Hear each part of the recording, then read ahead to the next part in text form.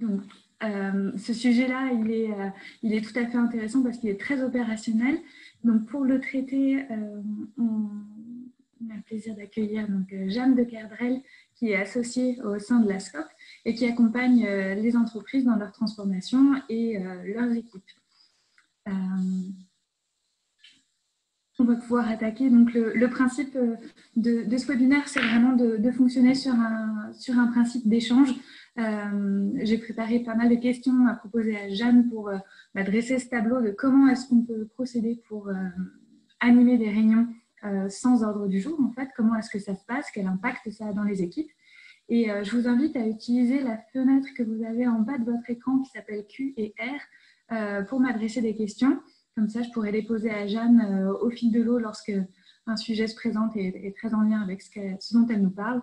Et sinon, on utilisera peut-être les 20-30 minutes en fin de session pour lui adresser toutes vos questions. Jeanne, je te laisse commencer. Est-ce que tu veux peut-être rajouter un mot pour te présenter ? Non, je me reconnais bien dans ce que tu as présenté. En tout cas, c'est un sujet auquel qui me tient à cœur et que je trouve particulièrement intéressant d'explorer dans la phase que l'on vit. Parce qu'en fait, notre rapport à l'ordre du jour, il vient nous questionner sur nos capacités à planifier et nos capacités à nous adapter. Comme tu l'as dit, à la fois, ça va être un sujet assez opérationnel parce que j'ai envie de vous présenter des formats de réunions sans ordre du jour que nous, on pratique en interne et que je trouve particulièrement efficaces. Et aussi parce que c'est des formats qui nous invitent à changer de posture et qui nous invitent notamment au lâcher-prise et à la confiance en équipe. D'accord, merci. Alors du coup, pour commencer, est-ce que tu pourrais nous en dire un petit peu plus aujourd'hui? Pourquoi est-ce que c'est si compliqué de passer beaucoup de temps en réunion? Pourquoi est-ce que les réunions, elles sont souvent finalement pas très fluides et elles ont du mal à capter l'attention de tout le monde en fait dans les équipes? Alors, il y a toute une partie de la réponse dont je ne traiterai pas aujourd'hui, qui est vraiment l'animation et la facilitation des réunions. Par contre, ce que je trouve très intéressant, c'est justement d'aller questionner ce qui se passe en amont de la réunion et notamment la planification de l'ordre du jour. En fait, récolter différents éléments pour construire un ordre du jour avant une réunion. Et j'observe que c'est souvent quelque chose de fastidieux. Si ça repose uniquement sur une seule personne, c'est un peu compliqué. Parfois, tout le monde ne répond pas aux sollicitations qu'on peut faire et des points se présentent au début de la réunion, ils sont ajoutés à l'ordre du jour, ce qui fait des ordres du jour très chargés et une réunion qui n'est pas forcément tenable ni en termes de temps ni en termes d'attention. Donc pour moi, l'intérêt principal des réunions sans ordre du jour, c'est vraiment le gain de temps. C'est très pragmatique, mais c'est l'avantage principal que j'y vois. D'accord, merci. Et du coup, à quoi est-ce que ça ressemble? Est-ce que c'est possible d'organiser une réunion sans ordre du jour? Peut-être que tu as des exemples assez opérationnels à nous partager. Comment ça peut se passer? Oui, tout à fait. J'aimerais clarifier déjà un premier point qui est qu'une réunion sans ordre du jour, ça ne veut pas dire que c'est une réunion sans objectif. Et au contraire, je pense que dans chaque entreprise et chez nous aussi à Semaoui, il y a une progression sur essayer de nommer l'objectif d'une réunion et surtout distinguer les objectifs. Qu'est-ce qui va relever de l'opérationnel? Qu'est-ce qui relève de réunions où on prend vraiment des décisions ou de réunions où il y a uniquement une remontée d'infos ou alors une réunion de temps de partage en équipe. Et en fait, si tout est mélangé, ça fait des réunions qui sont très lourdes. Donc en fait, je pense que beaucoup de choses se jouent dans ce temps amont où on identifie des objectifs et l'idée c'est de bien séparer les objectifs des différentes réunions. C'est ce qui permet en fait d'introduire des formats avec des réunions sans ordre du jour. Et pour ça, j'ai envie de vous parler de plusieurs formats qu'on pratique nous à Semaoui. Je vais y aller par ordre croissant de durée de réunion. La première réunion sans ordre du jour dont j'ai envie de vous parler, c'est la mêlée, qu'on appelle aussi réunion debout parfois. C'est une réunion quotidienne, très courte, qui se pratique en effet plutôt debout et elle dure au maximum 15 minutes. L'objectif de la mêlée, c'est de la remontée d'infos sur l'actualité de sa journée. Donc, c'est un temps de partage d'infos en équipe. Il n'y a pas forcément de méthode de facilitation. Par contre, la règle, c'est de partager ce que je vais commencer dans ma journée, ce que je vais terminer aujourd'hui et éventuellement les difficultés, des choses qui me bloqueraient dans les avancées dans ma journée. Donc, il y a une prise de parole par personne d'environ 1 minute. Et ça permet en fait de resynchroniser et de refaire le lien dans une équipe, soit en début, soit en milieu de journée. Pas d'ordre du jour, chacun dit ce qui se présente dans sa journée. Du coup, vu qu'il y a 1 minute de prise de parole par personne, c'est plutôt un format qui se pratique à 10-12. Et vous allez voir, il y a 4 formats que je vais vous présenter et les 3 premiers fonctionnent plutôt sur des petits groupes de 10 à 12 personnes maximum. Autre format dont j'ai envie de vous parler, celui de la réunion de triage, ou en tout cas de la réunion opérationnelle, qui dure entre 45 minutes et 1 heure. J'utilise le terme réunion de triage, c'est celui qui nous vient de l'holacratie, et j'en parle sous ce nom-là, puisque c'est celui que nous on pratique à Semaoui. L'objectif de la réunion de triage, c'est de lever tout ce qui peut bloquer les membres dans une équipe dans leurs avancées sur des projets. Et c'est vraiment ça. Ce n'est pas une réunion où on va prendre des décisions sur l'organisation, ce n'est pas une réunion où on va essayer de gérer des conflits d'équipe, on est vraiment dans faire avancer l'opérationnel. Peut-être qu'il faut que je vous précise pour comprendre la réunion de triage, pour Holacracy, juste en 2 mots, nous, c'est le système de gouvernance qu'on a en interne à Semaoui. C'est un système de gouvernance partagée qui est inspiré par des principes fondateurs du Lean et de l'agilité et qui va puiser aussi des inspirations dans la sociocratie. En tout cas, pour faire vite, parce que ce n'est pas forcément le sujet du jour, l'idée, c'est d'avoir un système qui permet de questionner la prise de décision, de répartir la responsabilité. Voilà, c'est un peu les 2 principes. Et de fait, on va distinguer les rôles et les personnes. Et en fait, dans la réunion de triage, on va s'adresser aux personnes qui sont autour de la table, justement, dans leur rôle dans l'équipe, plutôt qu'en tant que personne. Je vais plutôt m'adresser au rôle conférence en ligne, plutôt qu'à Sarah directement, pour lever éventuellement une tension qu'on aurait dans un projet. Voilà. Rapidement, pour terminer sur Holacracy, c'est aussi un système qui vient beaucoup questionner le pouvoir et qui essaye de redonner une juste place au leadership, justement par l'autonomie que peuvent avoir des rôles dans une organisation. Voilà, je referme le petit topo Holacracy. Je reviens sur la réunion de triage. Donc, objectif opérationnel, le déroulé est assez simple. L'ordre du jour est fait en début de réunion avec les points que chacun souhaite aborder. De fait, l'ordre du jour se fait, je dirais, un peu en conscience. C'est-à-dire que si j'ai 1 heure de réunion et que les personnes ont amené je sais pas, 20 ou 30 points, on sait que la durée pour traiter chaque point va être très courte. Donc, en fait, il y a une sorte, à force de pratiquer la réunion de triage, il y a une sorte d'autorégulation et une prise de conscience. C'est une réunion où il y a un facilitateur et le facilitateur traite les points un par un et avec pour intention de lever ce qui bloque la personne dans son projet. Et ce qui est très intéressant, c'est que le facilitateur ne va se concentrer que sur la personne qui a amené le point et ne va pas ouvrir un espace de discussion ou de résolution de problèmes en collectif. Par contre, ce qu'on va essayer de faire dans la réunion de triage, c'est d'aiguiller la personne vers l'endroit où elle peut trouver sa solution. D'où le mot réunion de triage. Alors après, évidemment, on peut se poser des questions entre différents membres, s'apporter de l'information pour essayer de débloquer, mais ça ne va pas être un espace où on va brainstormer, faire émerger un nom pour une prestation, etc. C'est le facilitateur qui va rythmer ces échanges et c'est ça qui donne un rythme très cadencé à cette réunion. Et ce qui en fait en général une réunion plutôt efficace. Et en 1 heure, on peut traiter 10-12 points qui peuvent être assez importants. Et nous, on s'en sert beaucoup alors au quotidien dans nos réunions opérationnelles, mais aussi par exemple avec des partenaires, on répond à un appel d'offres, et ben on va faire plein de petites réunions de triage pour lever tout ce qui nous bloque dans l'avancée de la rédaction du mémoire technique et de la réponse qu'on va rendre aux commanditaires. Ce format, il peut être plus ou moins développé que le format de la réunion de triage. Comme je l'ai dit, ça peut juste être traiter les sujets un par un et puis bien se concentrer sur qu'est-ce qu'il faut à la personne pour lever sa tension ou débloquer ce qui la bloque. Et quand on est dans des organisations qui sont holacratiques, la réunion de triage, elle est un peu plus importante et elle commence notamment par une revue des projets, où chacun va pouvoir donner des actualités sur des projets précis, ce qui permet de faire passer énormément d'informations aux autres membres.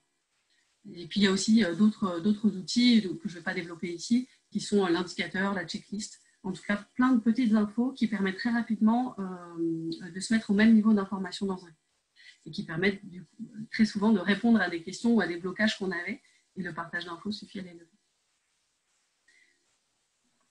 Je me permets de te poser une question, Jeanne. Ouais.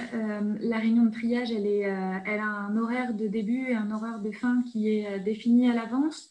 Comment on s'assure que cette réunion ne devienne pas un peu fourre-tout et soit finalement encombrante dans les agendas? Oui, c'est une réunion qui a 1 heure de début, 1 heure de fin. Comme je l'ai dit, entre 45 minutes et 1 heure, je pense que ça ne sert pas à grand-chose de dépasser 1 heure parce qu'on va perdre le côté cadencé et très attentif qui est de la part des participants qu'il peut y avoir dans ce type de réunion. Et le facilitateur est garant de la tenue de ce timing. Et que ça soit pour la mêlée, le triage ou les 2 autres formats dont je vais vous parler après, la tenue du temps est fondamentale et je pense que c'est la clé. C'est ça qui permet d'avoir des choses très cadencées et pas des réunions qui débordent. Surtout s'il n'y a pas d'ordre du jour, en soi, on pourrait rajouter autant de points qu'on en voudrait. Mais en réunion de triage, 1 heure, c'est 1 heure et on s'arrête quand l'heure est prévue.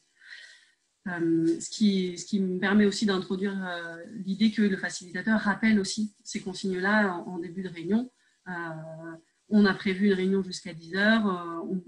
Vu le nombre de points qu'il y a, on va passer tant de minutes par point et on s'arrêtera bien à 10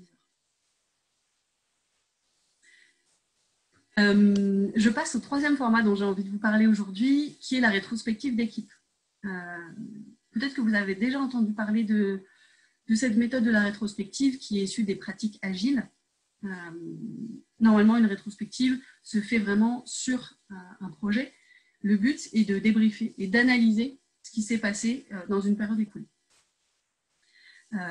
Et le but est de pouvoir, en analysant ce qui s'est passé, c'est de voir ce qui s'est bien ou mal passé et de décider d'actions pour la suite pour s'améliorer. Donc on peut le faire pour un projet, mais on peut le faire aussi à l'échelle d'une équipe. Et typiquement, nous, à CEMAWI, on n'a pas de réunion d'équipe en tant que telle. On a nos réunions stratégiques, nos réunions de triage, comme j'ai parlé, des mêlées. Et la rétrospective, c'est vraiment le moment où on va se concentrer sur notre vie d'équipe, ce qui s'est passé entre nous, et on va plutôt se focaliser sur le côté relationnel qu'il y a dans l'équipe. Donc c'est ça un peu le thème central. Soit c'est la vie d'équipe, soit c'est un projet. C'est une réunion dont les étapes sont connues. Il y a 5 phases que je vais pouvoir vous détailler. Mais par contre, on ne peut absolument pas présupposer du contenu. Donc c'est à ce titre-là où pour moi c'est quand même une réunion où il n'y a pas d'ordre du jour, c'est-à-dire que si je suis facilitatrice d'une rétrospective, je peux prévoir des exercices où je vais inviter l'équipe à s'exprimer, mais je ne sais pas ce qui va en sortir et donc je vais devoir m'adapter en direct. En termes de déroulé, donc 5 phases dans la rétrospective. Une phase d'ouverture, plutôt pour partager une humeur, la météo du jour. Une phase de remontée d'informations, qui est le moment clé justement où on va se dire qu'est-ce qui s'est passé sur les 4-5 dernières semaines dans l'équipe. Et là, chaque personne va pouvoir apporter différents éléments, ce qui a été porteur, ce qui a été plutôt un frein, les réussites, les échecs. Voilà, ça c'est au facilitateur d'apprécier et de savoir ce qu'il a envie de faire sortir dans le groupe. En tout cas, phase de remontée d'infos. Ce n'est pas un moment où on va discuter, chacun apporte ce qu'il a à dire. À la fin de cette phase, on fait une priorisation pour savoir de quel sujet on a envie vraiment de parler dans cette réunion. Et c'est là où il y a une sorte d'ordre du jour finalement qui se met en place pour pouvoir avancer à partir de ce que le groupe a dit. Et donc on rentre dans la 3e phase, qui est une phase où on va générer des idées, qui est là une phase qu'on peut vraiment connecter à une phase de brainstorm, où on peut aller vers l'idéal. Et c'est générer des idées pour s'améliorer à partir de ce qui s'est plutôt mal passé. Et à la fin de cette phase, on revient à une phase de décision où on va décider d'actions très concrètes pour la suite. Qu'est-ce qu'on va mettre en place pour la suite dans l'équipe. Donc ça, c'était la 4e phase. Et 5e phase, la phase de clôture, pareil, plutôt sur l'émotionnel et pour essayer de savoir comment est-ce que le groupe a vécu cette rétrospective. Comme je le disais, nombre de participants plutôt limité, au-dessus de 12, c'est compliqué parce que, mine de rien, c'est des temps où, c'est des exercices où les personnes peuvent prendre le temps de s'exprimer. Donc à plus de 12, ça fait des temps très longs. Au-delà d'1 heure et demie, c'est vrai que la rétrospective commence à être un format qui va trop peser dans les agendas peut-être, et du coup de se faire de manière moins régulière. Donc plutôt sur des petits points. Ok, donc si on résume, la rétrospective, c'est une ouverture, une remontée d'infos, on génère des idées, ensuite on décide d'action et il y a une clôture. Exactement. Ok, c'est bien clair, merci. En termes de facilitation, dans chaque phase, vous y mettez les outils que vous voulez et l'idée, c'est de faire à partir de ce que le groupe apporte. 4e et dernier format, qui est le format le plus long, qui est le forum ouvert. Le forum ouvert dure entre une demi-journée et plusieurs jours. Ça dépend de ce que vous avez envie d'aller explorer. En tout cas, c'est un moment sanctuarisé pour réfléchir en groupe, réfléchir collectivement à un sujet commun dans l'organisation. Le forum ouvert, très souvent, on le dédie quand on a des questions complexes à résoudre et en tout cas des questions auxquelles on a envie d'accorder du temps et d'être dans quelque chose d'assez immersif. Le forum ouvert va s'organiser sous forme d'ateliers de travail et de créneaux horaires qu'on va définir dans une journée. En termes de déroulé, donc, c'est pareil, forum ouvert, il peut avoir une thématique, mais on ne sait absolument pas quels sont les points qu'on va aborder dans le forum ouvert. Et c'est ça que je trouve extrêmement intéressant. Cela dit, il y a quand même une phase où on va essayer d'établir une sorte d'ordre du jour. C'est ce qu'on appelle la phase de place de marché. Et le forum ouvert commence avec cette phase place de marché. C'est un moment où les participants vont pouvoir faire émerger les sujets dont ils ont envie de parler. Donc c'est très, très libre. Ce qui est intéressant, c'est que c'est un format qui peut aller de 3 personnes à 200. Pour vous donner un exemple concret, au mois de novembre, nous avons animé le forum ouvert de l'AG Grenoble. Il y avait une centaine de personnes. Donc, on a fait une place de marché d'à peu près 45 minutes. Il y a énormément de sujets qui sont sortis, parfois plusieurs sujets par personne. Il y avait une diversité assez extraordinaire. Et ensuite, on planifie des créneaux, je dirais entre 45 minutes et 1 heure, afin de couvrir la journée. Donc, évidemment, souvent, il y a plus de sujets que de créneaux. Et c'est là que l'ordre du jour va vraiment émerger, c'est que les participants dans cette place de marché vont pouvoir négocier entre eux pour savoir quel sujet retenir et à quel créneau les placer. Donc, quand on est facilitateur d'un forum ouvert, c'est vraiment fascinant de voir les gens s'organiser, déplacer des créneaux parce que moi j'anime ce créneau-là, mais j'ai envie de venir à ton atelier, donc est-ce que tu peux le déplacer, tac, tac, tac. C'est comme ça que se fait l'ordre du jour. Le forum ouvert repose sur des principes fondamentaux. Je vais vous en citer 4 et qui sont pour moi finalement assez communs à ces réunions sans ordre du jour. Le premier principe, c'est que les personnes qui sont là dans un forum ouvert sont les bonnes. On fait avec le groupe qui est là. Deuxième principe, ce qui arrive est ce qui devait arriver. Ce qui se vit dans le forum ouvert, c'est ce qui devait arriver et on le prend tel quel.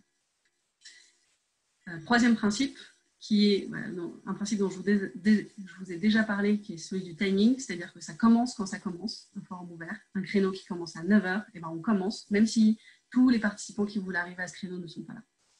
Et ça finit quand ça finit. Donc, c'est-à-dire que quand il faut changer d'atelier et que l'horaire est terminé, on tourne et on avance. Pour vous donner un exemple concret, à Semaoui, on fait 2 forums ouverts par an, d'une journée, et c'est vraiment des moments où on réfléchit à notre stratégie long terme. C'est dans ces moments-là qu'on a fait émerger notre raison d'être. C'est des moments où on peut aussi se projeter sur des partenariats, redéfinir notre métier, se réaligner entre nous. C'est ce genre de sujet-là qu'on peut aller toucher en équipe en pratiquant le forum ouvert.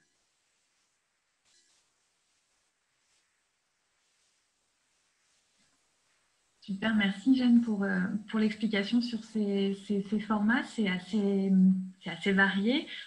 C'était plutôt dense aussi en information. Comment est-ce que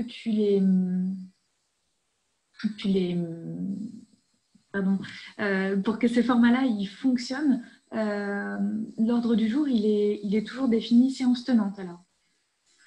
Oui, et pour ça, il y a différentes manières de faire. Si je récapitule un peu les 4 formats dont je vous ai parlé, dans celui de la mêlée, par exemple, l'ordre du jour, il se fait parce qu'il y a une discipline dans le groupe et la présence dans la tête de chacun qu'on donne 3 types d'infos, ce que je vais commencer aujourd'hui, ce que je vais terminer, mes difficultés. Dans la rétrospective ou la réunion de triage, il y a une phase d'émergence, mais on peut aussi très bien prioriser l'ordre du jour. En réunion de triage, le facilitateur peut soit demander aux personnes quel est le niveau d'importance du point qu'ils ont apporté, par exemple, pour pouvoir faire un tri, ou dans la rétrospective, après la phase de remontée d'infos, avec un vote par point, par exemple, on arrive à identifier les sujets dont on va parler pour la suite de la rétrospective. Donc, évidemment que les options de priorisation peuvent vous servir à organiser des ordres de jour et avec le vote par point, où, par exemple, chaque participant a 5 points, ça va très vite pour définir quels sont les sujets dont les participants ont vraiment envie de parler. Autre chose qui permet à l'ordre du jour de prendre corps, c'est le rôle de facilitateur.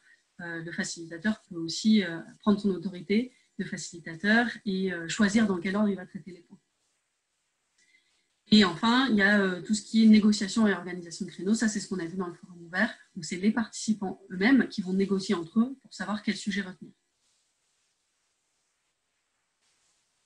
Je suis allée un petit peu vite pour passer au point suivant. Jeanne, il restait quelques infos sur le forum ouvert. Est-ce que tu peux nous rappeler les 4 principes Oui, bien sûr. Pour qu'on les ait bien tous en tête, s'il te plaît? Oui. Donc, 4 principes. Les personnes qui sont là sont les bonnes. Ce qui arrive et ce qui devait arriver. Ça commence quand ça commence et ça finit quand ça finit.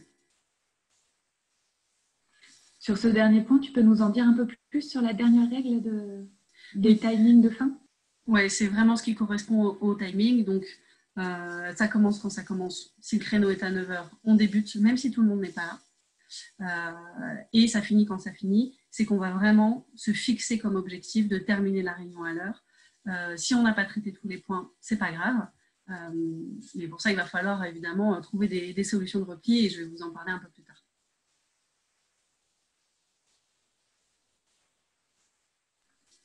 Super, merci. Comme ça nous a permis de bien boucler sur le format en entier. Du coup, tu voulais nous parler de la personne qui facilite, c'est ça? Oui, j'ai plusieurs fois prononcé le mot de facilitateur ou de rôle de facilitation et j'aimerais faire un petit point spécifique là-dessus parce que s'il n'y a pas d'ordre du jour, par contre, dans ces réunions-là, il y a souvent quelqu'un qui les facilite et qui va aider justement à la constitution de l'ordre du jour.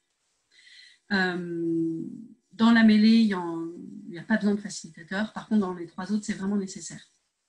Le rôle du facilitateur peut très souvent être celui déjà de poser un cadre. Ça peut être soit les horaires de la réunion ou les règles de vie de la réunion pour qu'elle se passe bien. Et puis, le facilitateur, il est vraiment à disposition du groupe. Il va faciliter l'émergence de l'ordre du jour et puis son organisation.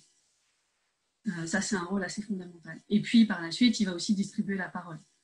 Cela dit, le facilitateur n'est pas un expert, il n'apporte pas de conseils, il n'apporte pas de solutions. Et il est vraiment garant du processus. Et ça, je pense que c'est très important de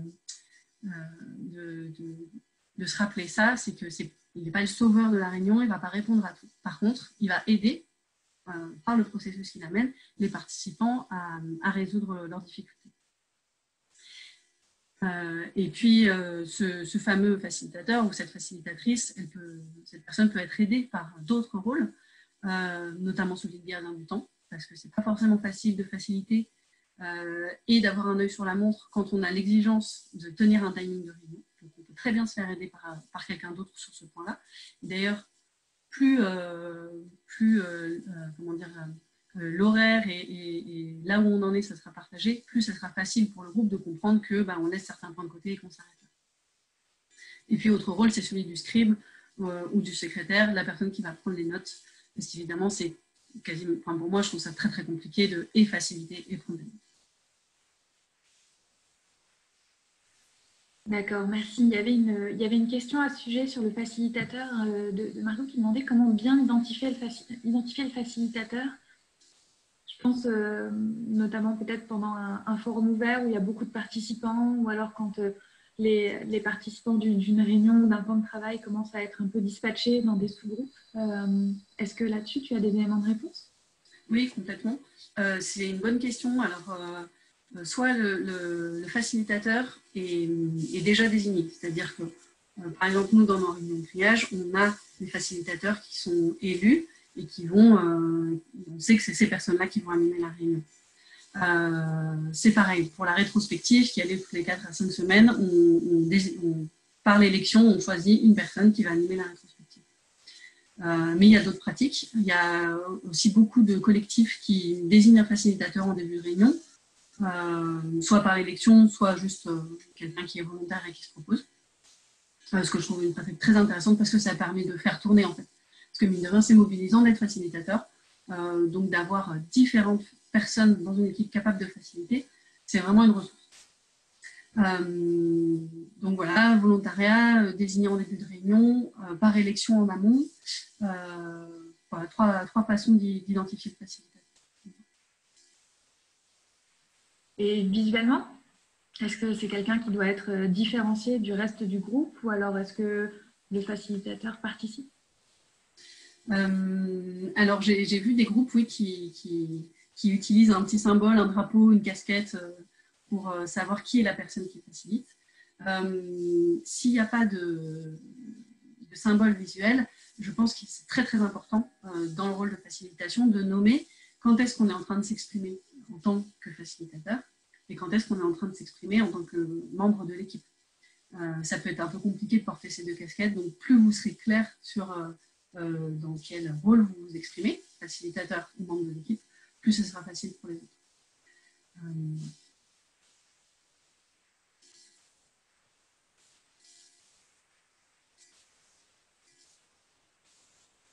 Alors, on a des questions qui arrivent en même temps. Je te livre notamment celle de Léo sur le facilitateur. Ne serait-il pas là pour aiguiller plutôt d'aider? Oui, c'est ce que je disais tout à l'heure, c'est qu'il va vraiment aiguiller la personne, accompagner un processus. Par contre, c'est pas lui qui va apporter la solution. Et c'est vraiment par la méthode, par sa posture, qui va pouvoir contribuer à la résolution de la difficulté s'il y en a une. Super, merci. Si on s'intéresse du coup un petit peu à la suite, tu nous as donné quelques astuces sur comment équiper ce facilitateur pour qu'une réunion sans ordre du jour puisse se dérouler dans de bonnes conditions. Dans tous ces formats, est-ce qu'il y a des règles peut-être un peu plus de savoir-être, de posture à avoir? Oui, je pense qu'il y a des choses vraiment communes dans ces différents formats en termes de façon d'être et de façon d'envisager la réunion. Mine de rien, c'est des formats qui font appel à la spontanéité, au lâcher-prise et à la confiance. Et du coup, ça se travaille aussi. J'identifie un peu quatre points communs entre ces formats. Comme je disais, spontanéité, lâcher-prise, confiance et responsabilité. Spontanéité parce que c'est pas préparé à l'avance. Donc évidemment, on peut venir avec des intentions, on peut venir aussi avec des éléments préparés, chiffrés, si on sait qu'on va en avoir besoin dans cette réunion. Mais mine de rien, ça laisse une grande part à la spontanéité. Et même dans l'équipe, il y a des moments où on arrive sur des créneaux de réunion et on se demande vraiment s'il y a des choses qui vont sortir de cette réunion. Et en fait, à chaque fois, on se fait surprendre. Et en général, c'est les réunions qui s'avèrent être les plus utiles et les plus efficaces. Parce que l'ordre du jour qu'on constitue spontanément au début de la réunion, en fait, il est extrêmement connecté à notre actualité. Les choses n'ont pas été préparées à l'avance et on traite ce qui vient. Du coup, moi, je me sens vraiment connectée à ça, mais ça suggère chez chacun, en tout cas, de s'autoriser à avoir la spontanéité d'apporter un point comme ça en début de réunion. Deuxième point que je peux voir en commun dans ces quatre formats, c'est le lâcher-prise. C'est des formats qui nous invitent à nous ajuster et à ressentir plutôt qu'à planifier. Et donc ça demande beaucoup de lâcher prise. Et ça, c'est quelque chose qui se travaille. Mais en tout cas, ce que j'observe, c'est que en planifiant pas d'ordre du jour, mais en le faisant plutôt de façon spontanée, en laissant le groupe s'exprimer, on observe des choses différentes et parfois plus profondes que si on avait tout planifié à l'avance. En tout cas, c'est ce que j'observe chez nous à Semaoui dans notre pratique. Et évidemment, ça va avec une question de confiance, en fait. Une confiance dans l'autorégulation du groupe, une confiance dans le fait que le groupe va apporter des sujets, que ça va émerger et qu'on va réussir à avancer. Et évidemment que ça provoque aussi un peu d'appréhension quelquefois. Typiquement, on facilite un forum ouvert avec 100 personnes. Il faut avoir confiance dans le groupe pour être bien sûr qu'il y ait des sujets qui émergent et qu'à la fin, il y aura une place de marché qui va se tenir et des créneaux remplis. Mais c'est très, très intéressant à vivre en tant que facilitateur. Et puis, quatrième principe, celui de la responsabilité. Je pense vraiment que les participants sont responsables autant que le facilitateur de ce qui se joue dans une réunion. Et si une réunion se passe moins bien, je pense que c'est vraiment un signal à prendre en compte et à analyser. Et à prendre le temps de se demander pourquoi est-ce qu'on n'a pas tiré dans cette réunion, pourquoi est-ce que ce sujet est sorti à ce moment-là. Je pense que si on accorde de l'attention à ça, et que chacun prend aussi sa responsabilité et sa part de responsabilité dans la réunion, c'est là où en fait, on fait le plus progresser les pratiques en collectif.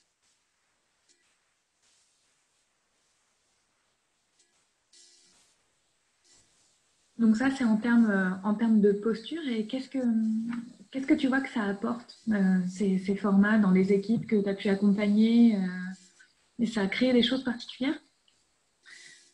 Oui, la spontanéité que ça permet, en fait, ces formats font qu'il y a des sujets dont on ne doute pas du tout qui émergent.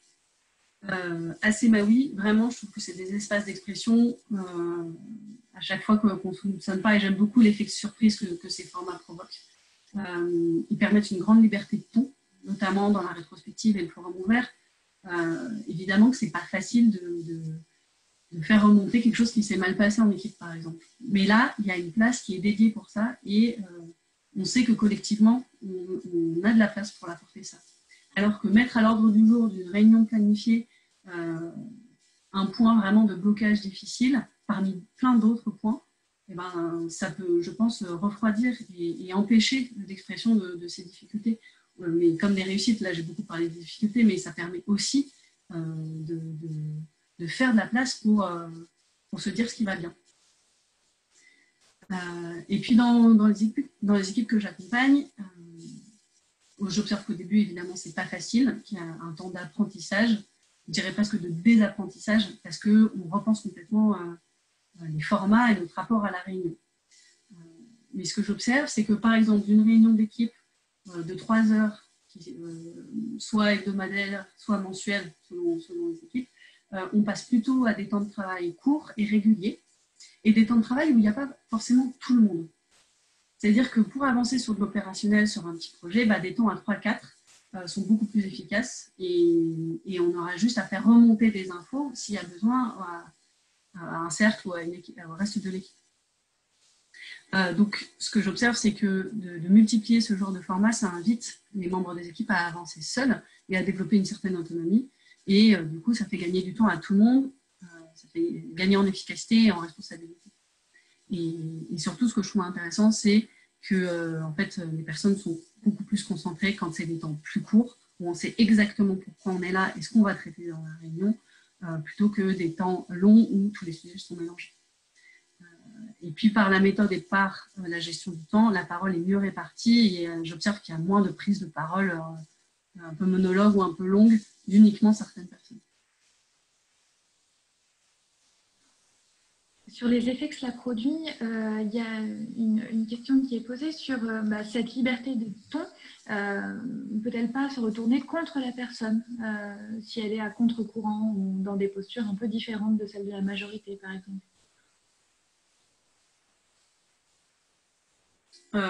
C'est une question complexe, mais qui pour moi vient plutôt révéler la façon dont on traite quelqu'un qui aurait un avis divergent dans une réunion, en fait. Donc, soit on se dit, tiens, c'est marrant, il y a un avis contraire qui sort et on en fait un outil de travail entre nous et peut-être que ça peut permettre de se réaligner. Tout simplement, peut-être qu'il y avait juste besoin de clarification. Soit c'est vraiment un point qu'il faut traiter en équipe et en discuter.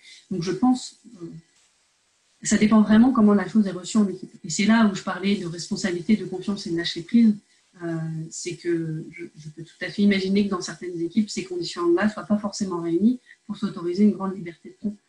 Et parallèlement à ça, j'ai aussi parlé de pose du cadre et de responsabilité. Je pense que si en équipe, on pose un cadre et on se dit, voilà comment on se parle en réunion, quelles sont les règles qu'on se fixe.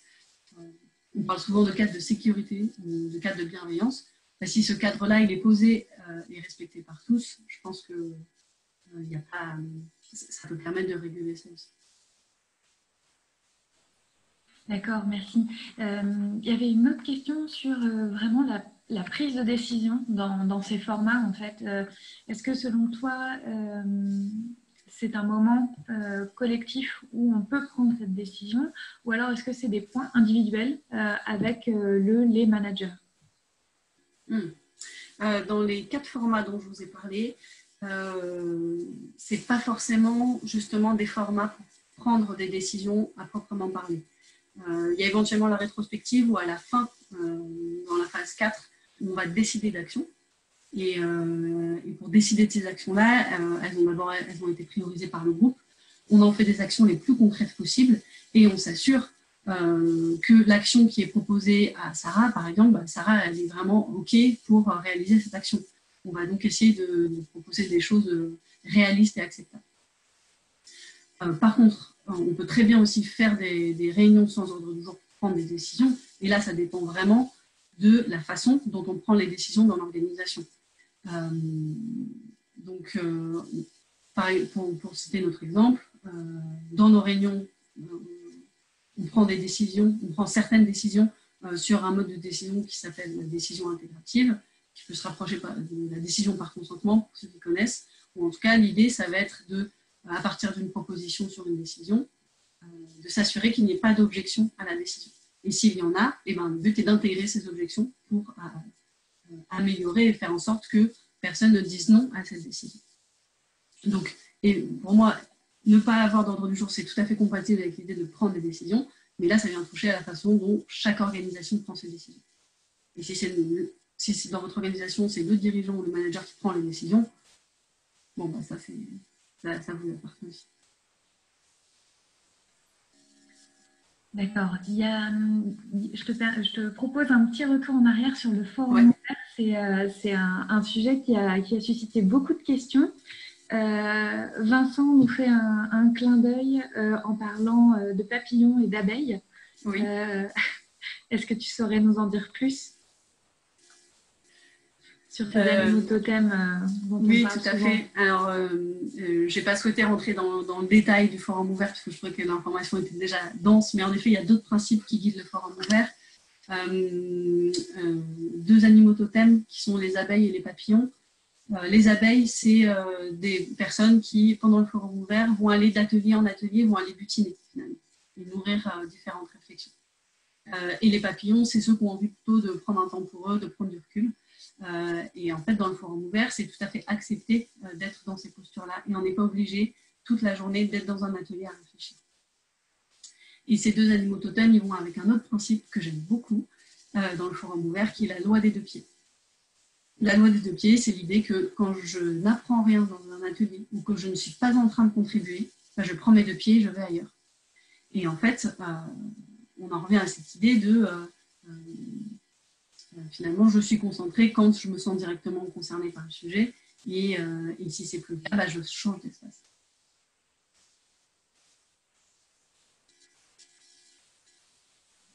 Super, merci. Une autre question sur le fonctionnement du forum ouvert.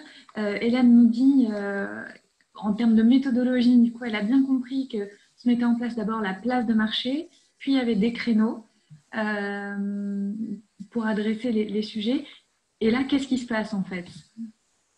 Et là, c'est un peu de l'auto-organisation, c'est-à-dire que chaque personne qui a apporté un sujet dans la place de marché va donc animer à l'heure dite. Et puis, il y a un lieu aussi qui disons qu'il y a un sujet, un créneau, un lieu. Ça peut être un coin de la pièce.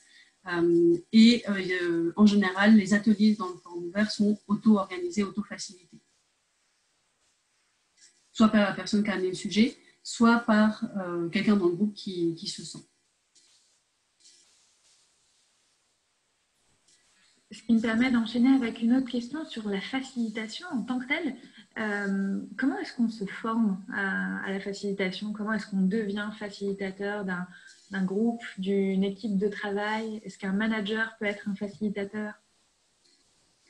Alors oui, il y a plein de formations à la facilitation qui existent. Facilitation en intelligence collective, il y a la facilitation qui est spécifique à l'holacratie, et il y a ça, la diversité des formations, elle est assez grande. Nous, on en propose aussi assez Saint-Louis, et puis après, il y a différents niveaux, et je pense que c'est au fil d'une vie, quand on commence à faciliter, on s'outille et on grandit en facilitation, aussi en allant voir différents espaces ou par exemple en participant à un forum ouvert où c'est des moments où on peut vivre énormément de méthodes de facilitation, et je pense que c'est comme ça aussi qu'on peut facilement en apporter dans les groupes. Sur la question du manager, j'observe que de plus en plus dans des équipes, on va distinguer le manager du facilitateur. Tout simplement parce que c'est un cumul de casquettes et de rôles qui peut être parfois trop ambigu. Donc notamment quand on débute en facilitation, j'aurais tendance à vraiment distinguer les deux. Alors après, quand il y a quelque chose de plus fluide et puis que le manager va vraiment faire l'effort de distinguer quand est-ce qu'il s'exprime en tant que facilitateur et quand est-ce qu'il s'exprime en tant que manager, je pense que c'est compatible, mais ça demande une certaine distance, un certain lâcher-prise de sa propre posture.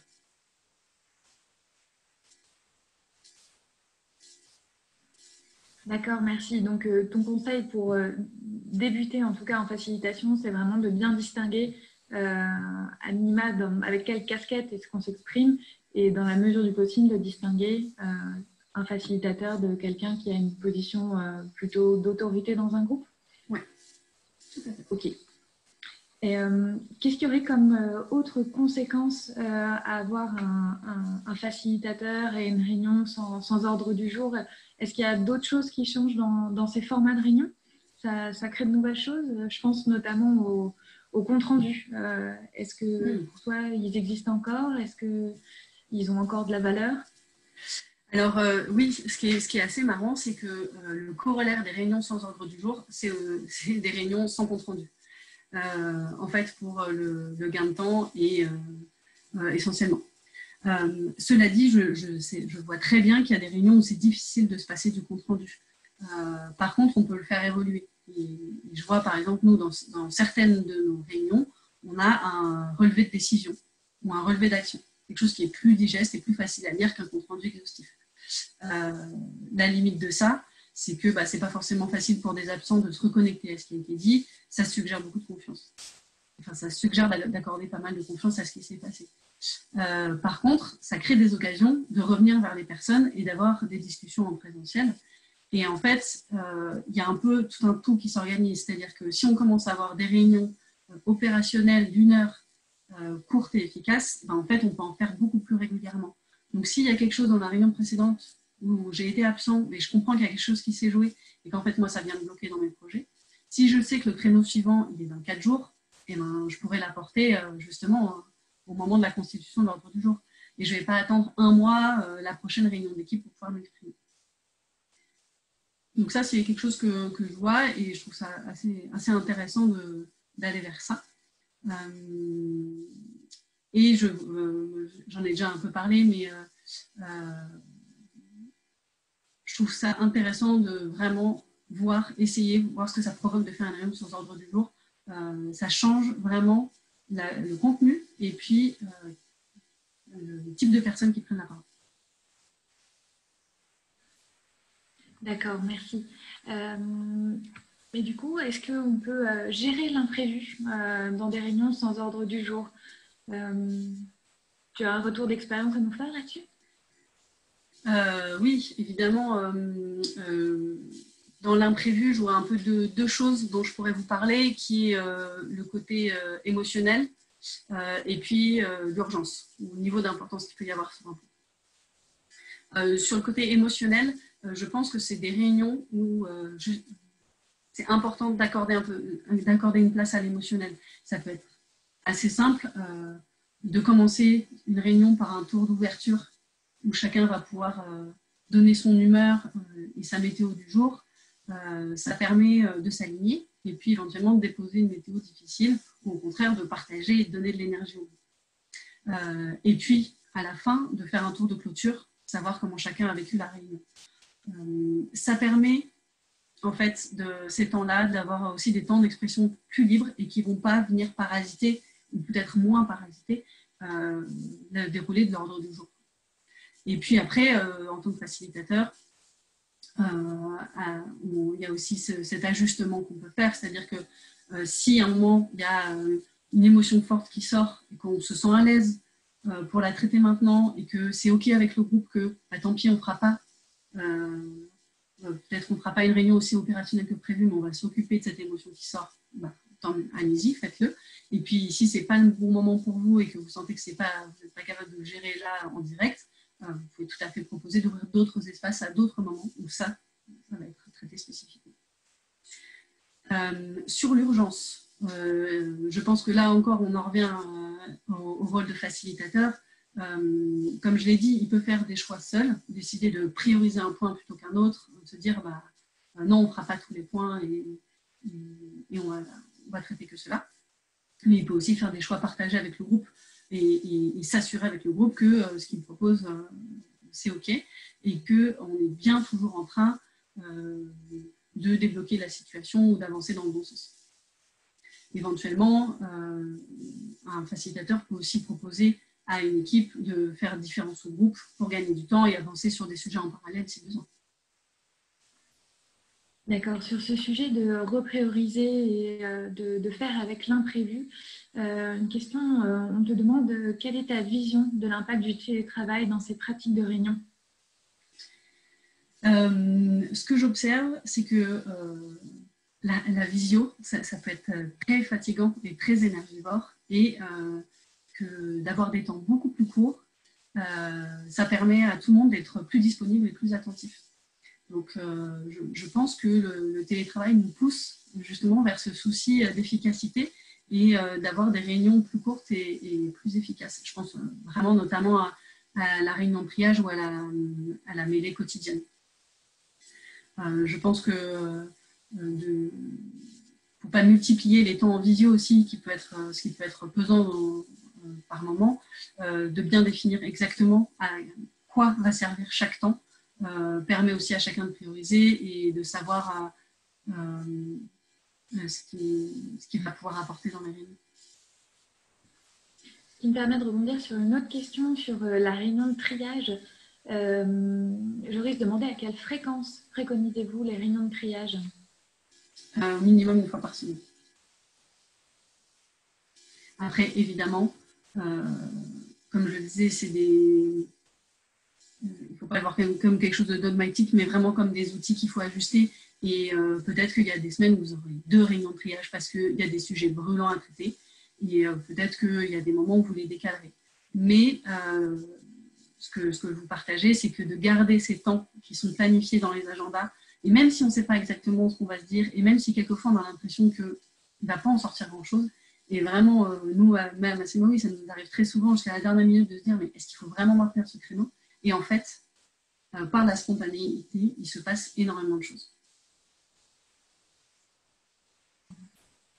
Merci. Et sur les comptes rendus, pardon, tu nous disais donc qu'ils allaient avoir un petit peu une allure un peu différente, ou en tout cas, on n'allait plus les faire tout à fait de la même manière dans un format sans ordre du jour. Et une question qui te demande, doit-on prévoir un petit temps en début de réunion pour répondre aux comptes rendus antérieurs? Ça dépend vraiment des pratiques de chacun. Nous, c'est vrai que ce n'est pas du tout quelque chose qu'on pratique. S'il y a une décision dans une réunion précédente qui bloque quelqu'un dans un de ces projets ou qui ne convient pas, ce point est amené évidemment par cette personne à la réunion suivante. Il n'y a pas de moment dédié pour revenir sur ce qui s'est décidé avant, parce qu'en fait, le compte-rendu de décision a été envoyé à tout le monde. Donc là, ça dépend vraiment de vous, de quoi vous avez besoin. Je sais qu'il y a beaucoup d'équipes qui ne vont pas forcément distinguer des réunions de partage d'infos et des réunions opérationnelles, mais qui vont mettre les deux en même temps. Par contre, il va y avoir 15 minutes de partage d'infos en début de réunion, et là, c'est que du partage d'infos, et ensuite, on travaille sur l'opérationnel. Donc, il n'y a pas de distinction dans les réunions, par contre, il y a distinction dans l'organisation de la réunion. Et donc ça peut être une manière de faire. Après, vraiment, l'idée, c'est de vous connecter à de quoi on a besoin en tant qu'équipe, de quoi on a besoin pour avancer et quel objectif on fixe à cette réunion. Et à partir de ça, vous allez trouver l'organisation qui vous convient. D'accord.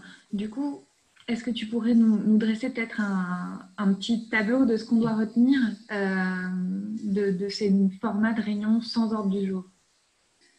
Oui, alors, donc des réunions qui permettent beaucoup de spontanéité, qui nécessitent de la confiance, du lâcher-prise, et puis qui font appel à la responsabilité de chacun. J'ai parlé aussi de réunions courtes et régulières pour garder la pleine attention des participants et puis permettre justement de garder une continuité dans les points qu'on a envie d'apporter d'une réunion sur l'autre. Au tout début, j'ai rappelé qu'une réunion sans ordre du jour ne veut pas dire une réunion sans objectif. Et donc, je vous invite vraiment à distinguer l'objectif de chacune de vos réunions et vous poser la question de à quoi elle vous sert et qu'est-ce que vous en attendez. Et puis aussi connecter à cette idée qu'il vaut mieux peut-être plusieurs réunions où de petits groupes sont capables d'avancer en autonomie plutôt qu'une réunion de 3 heures, une fois par mois, où tous les sujets vont être mélangés et où parfois certains points vont concerner qu'une petite partie de l'équipe et pas l'ensemble des personnes qui sont présentes.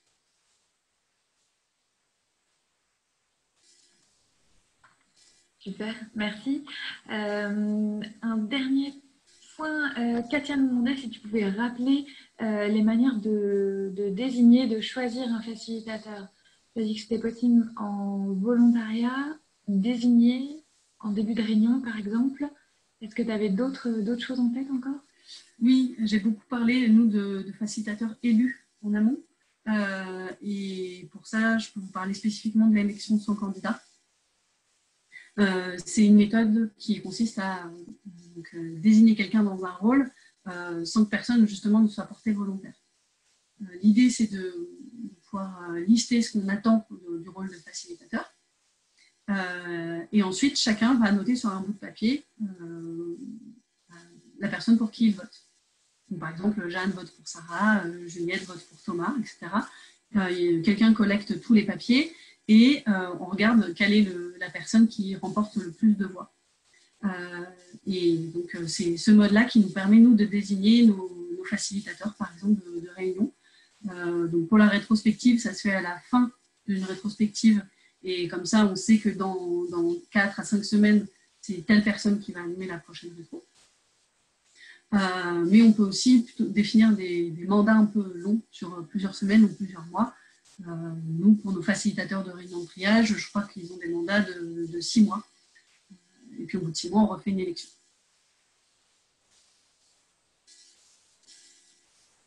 Merci beaucoup pour ces précisions, Jeanne. On arrive au bout de notre temps. On pourrait avoir le temps de traiter une dernière question si quelqu'un nous en adresse une maintenant.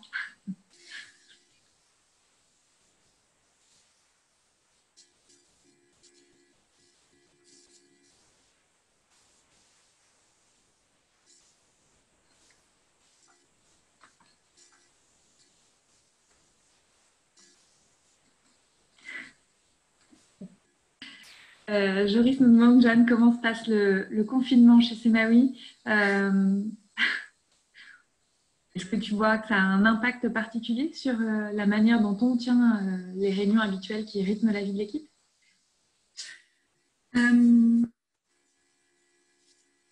Oui, ça a un peu changé certaines choses. Notamment, on avait une météo d'équipe en présentiel lundi matin. On s'est rendu compte qu'en vidéo, comme ça, là, c'était pas forcément le plus adapté. On l'a plutôt fusionné avec notre mêlée quotidienne qu'on fait à 12h15. Donc, en fait, maintenant, on fait tous les jours un moment de météo, où chacun donne son humeur du jour, et ensuite, on enchaîne sur la mêlée opérationnelle de la journée. Ce qui nous a permis, en fait, d'avoir vraiment une sorte de baromètre de l'humeur de l'équipe au quotidien, chose dont on avait vraiment besoin, vu que même si on faisait en vidéo, mine de rien, c'est pas pareil qu'en présentiel sur le plan émotionnel. Tout ce qui est réunion de triage ou nos réunions stratégiques de gouvernance, ça n'a pas trop changé. Au contraire, je trouve que la visio force à l'attention et à une meilleure répartition de la parole. Et je vois aussi dans les accompagnements qu'on peut faire, on a fait au lieu de faire des matinées entières d'accompagnement, on fait plusieurs créneaux de 2 heures et j'observe que les personnes sont vraiment plus attentives et que la parole se distribue beaucoup mieux. Et puis pour les rétros, oui, qu'il y a un moment, normalement, où on est tous autour de la table à échanger des post-it et des idées. Là, on s'est plutôt reposé sur des outils comme Miro qui nous permettent en fait de justement faire du partage d'idées, de dessiner des mind maps, de transformer nos post-it en numérique. Et donc là, ça a été aussi une nouvelle source d'apprentissage pour nous de gérer à la fois la facilitation, la visio et puis la récolte d'idées en ligne sur des outils comme Miro. D'accord, merci beaucoup. Cette fois, on arrive vraiment au bout de notre temps. On aura pris les dernières questions à la volée. Je tiens vraiment à vous remercier pour vos nombreuses questions qui ont pu rendre ce format vraiment participatif. Merci à toi, Jeanne, d'avoir pris le temps d'apporter des réponses et ton expertise sur le sujet qui nous a rassemblés cet après-midi. Si vous voulez aller plus loin, essayer de nouveaux formats dans vos équipes, en tout cas, et instiller de nouvelles pratiques, nous, on serait heureux de vous accompagner à le faire. On a mis en place de nouveaux formats de formation adaptés à la visioconférence, comme le disait Jeanne, sur des formats plutôt de 3 formats de 2 heures, par exemple, pour une formation qui se déroulerait sur un jour. Je vous ferai passer avec plaisir ces programmes. Tout comme celui, par exemple, pour s'initier à la facilitation et pouvoir à votre tour faciliter la vie de vos équipes. Je peux rajouter peut-être quelque chose sur pour les formats dont j'ai parlé, la mêlée, la rétro, le forum ouvert. Vous pouvez les retrouver sur la page accompagnement qui est sur notre site. On a redétaillé ces formats-là. Vous en retrouverez en tout cas les principes fondateurs et l'état d'esprit. Oui, merci pour cette précision. J'ai plus qu'à vous remercier et vous souhaiter une très belle après-midi. À bientôt. À bientôt.